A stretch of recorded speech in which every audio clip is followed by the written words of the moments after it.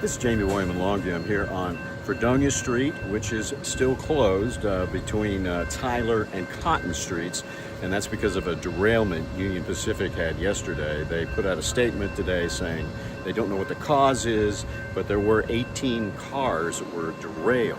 So right here, just about a half a block down or less, yesterday I could see a derailed train car. Of course, I didn't realize at the time that it went down 18 cars. So there were several people that heard it. As a matter of fact, I spoke with some people in this building behind me here who were in the office. They didn't want to go on camera, but they did tell me they felt the building shake and heard a big boom, and didn't know what happened. And then on down the block, people over there near Green Street or on Green Street area, Green Street and Tyler, several of them heard something, wasn't sure what it was. And I talked with Becca Barron, who owns Thousand Cranes Gallery, and the back end of her place goes almost right up, against Union Pacific property, or pretty close to it, right there on the tracks. She said she heard and felt something. Behind the gallery, it backs up to the railroad, so I had heard something and I couldn't tell if it was regular train noise, because we can hear the train and we can feel it. We don't have a lot of the equipment noise that the restaurants and some of the business do, so we can hear things, but I heard something that sounded like a crash or something like that, and so my spidey senses went off. I knew something was going on, and then I saw all of the railroad guys and police and all kinds of stuff, so I knew something had gone on over there, and I just kind of went back there and inspected myself and checked. But So did you feel anything? it felt like kind of a little bit of a rumble, but again, it's hard to tell because we can feel that, so it wasn't anything that felt like, oh my gosh, that was horrible or anything like that, but I could feel the ground shake.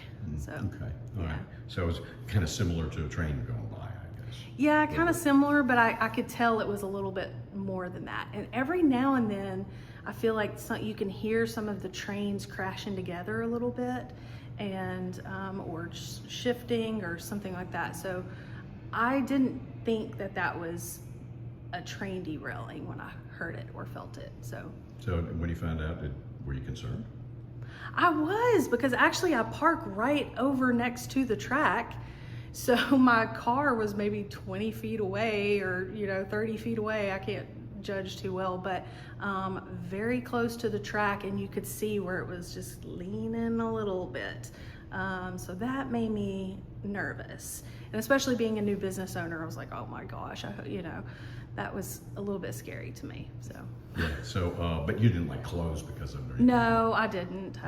So Yeah, I think if there would have been an issue, the fire department would. right, that's what I thought too. And like I said, I walked down there and just kind of peeked myself, and I saw on a friend of mine's Instagram stories that there was a train derailment, and that's when I really started looking into it. So Yeah. yeah, okay. but I didn't feel scared, like I needed to leave or anything like that. But Well, that's good. Yeah. Okay. All right. So it was something that piqued your curiosity, but not really scary. right, it wasn't scary to me until after the fact, and I started thinking about, wow, that was actually a close call. Because a lot of the trains looked like they were, held chemicals or something. So that part made me nervous after the fact, but not during. Okay. All right. Yeah. Good deal. And then business as usual today. Business as usual today, yes. All right. Good deal. Thanks a lot. Of course. So yeah, at the end there, she thought, wow, that's kind of a scary situation. Although it wasn't initially for her. So right now, Union Pacific has sections of track that they're unloading off of 18-wheelers. In fact, you can kind of maybe see sections of track back here. And what they've been doing is stacking several sections of track on the present tracks and taking one of these backhoes and just pushing it on down the track, sliding it to where they need to do some track replacement. Now, trains have been going through. There have been several today, including Amtrak around 10:30 this morning. They went through, and I've seen several trains go back and forth. I had 3-4 trains, I don't know, something like that. So they are able to get through.